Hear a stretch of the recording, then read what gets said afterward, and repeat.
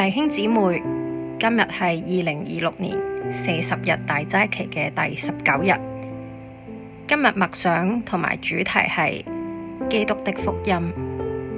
馬太福音1章21節，他將要生一個兒子，你要給他起名叫耶穌，因他要將自己的百姓從罪惡裏救出來。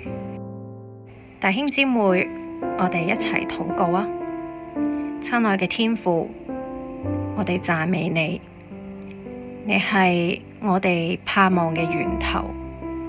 多謝你，你俾我哋因為相信你，我哋心裏邊仍然有盼望。你係愛我哋嘅主，我感謝你。求你俾我哋能夠親近你，聽你嘅話語。以上禱告係奉靠我主耶穌基督聖名祈求，阿門。弟兄姊妹，讓我哋都慢慢深呼吸5下，我哋繼續安靜、集中、專注，此時此刻同主親近嘅時間啦。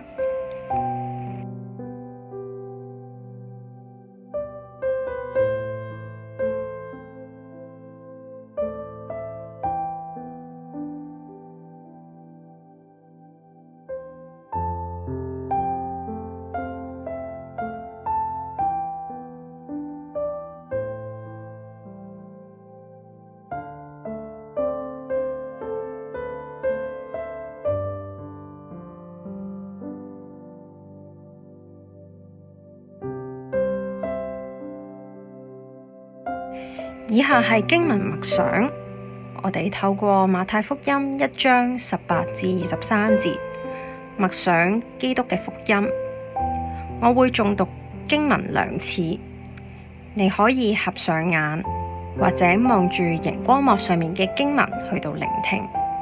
第18節，耶穌基督降生的事記在下面。他母親瑪利亞已經許配了約瑟，還沒有迎娶，瑪利亞就從聖靈懷了孕。她丈夫約瑟是個義人，不願意明明地羞辱她，想要暗暗地把她休了。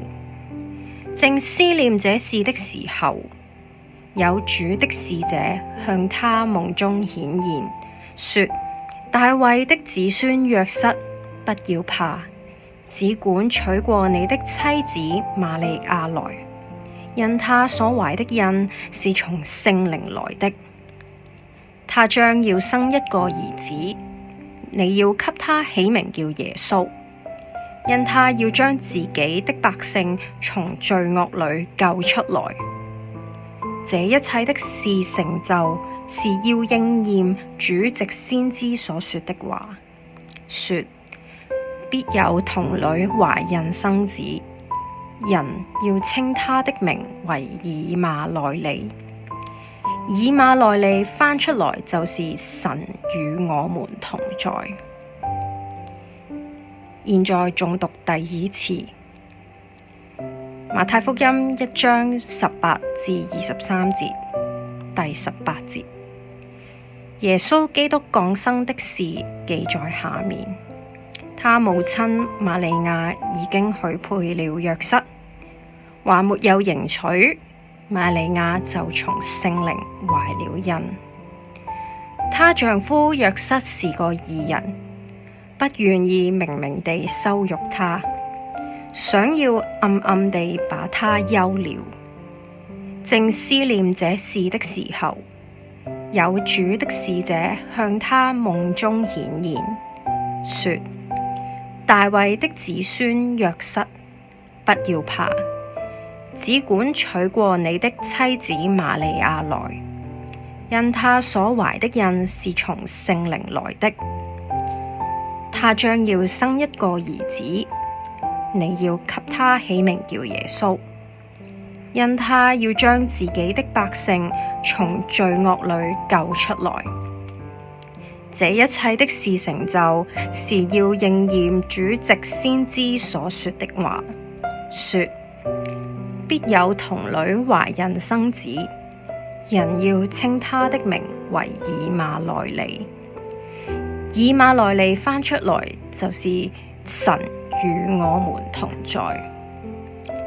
兩次讀筆，請弟兄姊妹繼續默想經文，留意經文裡面邊啲字句係特別吸引同埋提醒你。請你向主禱告。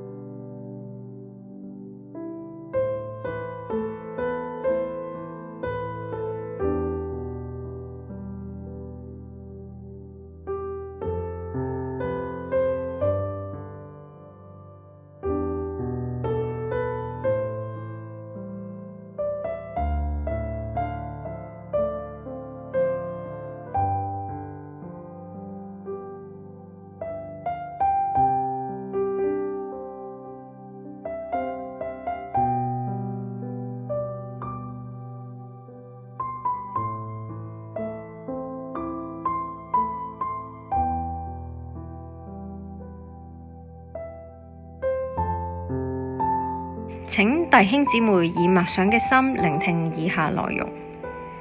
主嘅使者喺夢裏邊向約瑟顯現，講咗啲說話係好震撼㗎。當時約瑟嘅情況好尷尬，因為佢係一個義人，以而家嘅角度嚟睇，就係佢係一個好人，行事為人都好規矩，鄰舍之間都有好嘅名聲。即使係今日，我哋都冇辦法接受未婚妻懷孕，而肚裏邊嘅 BB 仲係人哋嘅 BB 添。神安排基督喺咁樣嘅情況之下出世，唔係人所預期咁榮耀、咁光鮮亮麗、咁尊貴，而係喺一個好卑微，甚至可能係被好多懷疑嘅情況底下降生。所以天使喺夢裏邊向約瑟顯現就好重要啦。基督嘅福音就係咁樣嘅情況之下成就咗。幾百年嘅等待，連以色列人都冇辦法接受咁樣嘅救恩，係因為佢哋嘅驕傲遮蔽咗佢哋嘅眼。而我哋就能夠藉住先知嘅預言、天使嘅顯現、童女懷孕生子，好多好多嘅印證，我哋明白彌賽亞，我哋嘅救主就係耶穌基督。喺佢身邊嘅人都被佢嘅出世而影響。當我哋落喺莫名嘅苦難同埋羞辱嘅時候，讓我哋回想2000年前約瑟同埋瑪利亞所經歷嘅係一個何等沉重嘅醜名，但佢哋卻係選擇相信神對佢哋所講嘅說話同埋應許，以至到能夠參與耶穌成就救恩嘅歷史。基督嘅福音成日都係喺人冇辦法相信嘅事情裏邊展現出嚟。唯有我哋咧以信心去到領受。